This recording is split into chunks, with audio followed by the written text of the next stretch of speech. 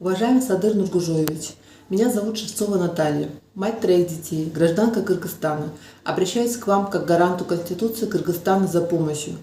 2 июля 2020 года наша семья стала участником компании World Business Consulting, расположенная по адресу город Бишкек, Турузбекова, 109, офис 810. На тот момент директорами компании были Джотужбекова Тамара, Киселева Лариса, а также финансовый консультант Марцинкевич Марина, который, как оказалось, занимается организацией финансовых пирамид и не имеет никакой регистрации на территории Кыргызской республики.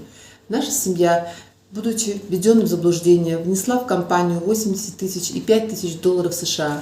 С тех пор получить денежные средства назад не представляется возможным.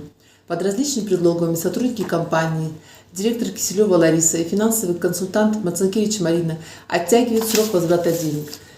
После подачи заявления в отношении сотрудников компании World Business Consulting, директора Киселева Лариса и финансового консультанта Марцинкевич Марина 21 декабря 2021 года в Ленинском РУВД открыто уголовное дело следователь Мелисова Эльнура, сотрудники которой, консультируя нашу семью, директор Киселева Лариса и финансовый консультант Марцинкевич Марина, и которым передавались средства, которые подписали договор, дают показания, что никакого отношения к компании World Business Consulting не имеют.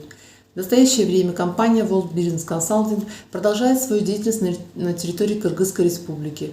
Город Бишкек, улица Турузбекова, 109, офис 810.